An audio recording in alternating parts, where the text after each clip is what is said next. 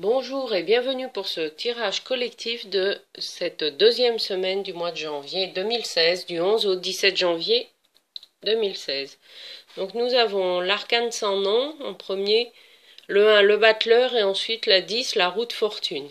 Et si nous additionnons 13 plus 1 plus 10, nous obtenons 24, 2 plus 4, 6, qui nous fait en conseil général l'amoureux. Alors, qu'est-ce que cela signifie? Sur un plan collectif, cette semaine nous invite à être dans l'ouverture du cœur, c'est-à-dire à ne plus être tourné sur soi, sur son nombril, et ceci pour les décisions également au niveau national. C'est une invitation à être vraiment dans l'ouverture du cœur, à changer complètement, vous voyez, un mode de fonctionnement, ou quitte à créer un nouveau processus grâce à des questionnements ou de créer un nouveau groupe de travail, en tout cas pour aller vers un changement radical. On continue dans le dépoussiérage de projets ou de décisions qui n'ont plus lieu d'être. On fait un grand ménage et on met en place des choses concrètes.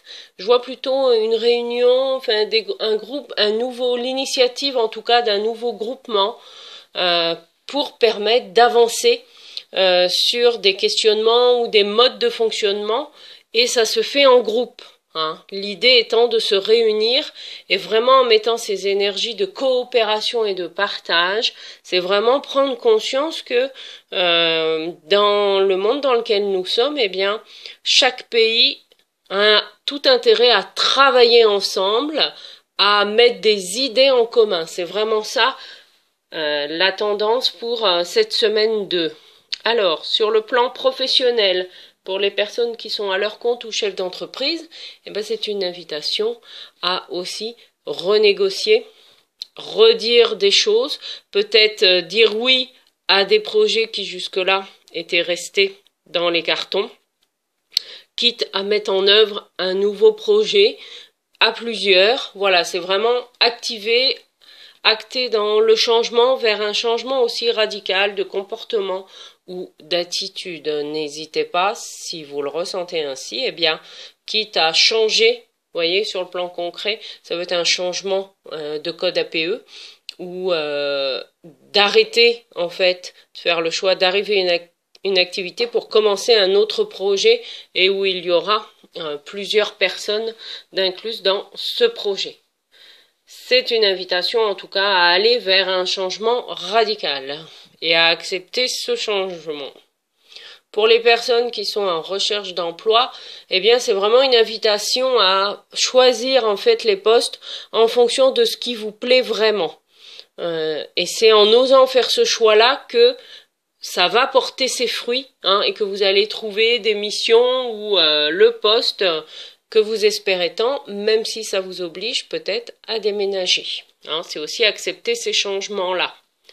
Si vous êtes à la retraite, eh bien, c'est une invitation à privilégier des moments en famille ou entre amis, et d'organiser en fait votre temps et d'oser répartir votre temps entre du temps pour vous, du temps pour vos amis, puis du temps pour votre famille.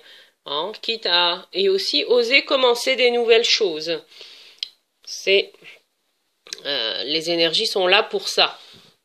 Alors, sur le plan familial et personnel, pour les personnes qui sont en couple ou en famille, c'est une invitation à être dans la réunification de la famille, mais ce n'est pas parce que l'on coopère ensemble et que l'on ouvre son cœur qu'il n'y a pas des choses à dire, des choses importantes, qui peuvent entraîner des changements radicaux dans la relation, quitte à aller parfois jusqu'à une rupture pour que les choses avancent vraiment.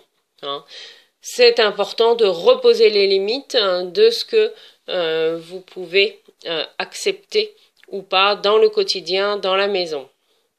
Si vous êtes célibataire, eh bien, c'est une invitation à aussi être dans l'ouverture du cœur, c'est-à-dire, eh bien, à oser sortir de votre zone de confort, peut-être à oser prendre l'initiative d'aborder quelqu'un ou d'aller discuter tout simplement avec quelqu'un et prenez votre peur sous le bras et avancez malgré la peur. C'est comme ça aussi que vous mettrez du changement dans votre vie affective. Enfin, sur un plan spirituel, cette semaine particulièrement nous invite à être dans l'ouverture du cœur, c'est-à-dire pardonner aussi, mais c'est d'abord se pardonner à soi, hein. Mettre toute cette énergie de cœur en nous, dans notre corps, dans notre vie, dans le quotidien, et c'est en étant dans cette prise de conscience-là que le véritable changement peut prendre corps dans la matière, et la première matière, c'est quoi? C'est notre corps physique, hein. En osant aussi exprimer nos émotions, notre ressenti, c'est ainsi aussi qu'on avance. Il y a vraiment des ouvertures de conscience qui sont en train de se faire, les énergies sont fortes et elles sont là pour ça.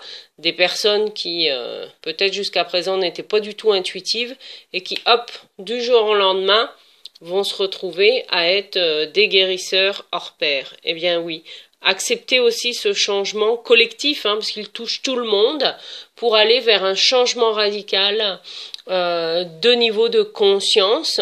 Et il y a besoin justement de personnes qui aident à leur tour les autres à faire tourner la roue, à avancer sur leur cheminement de conscience.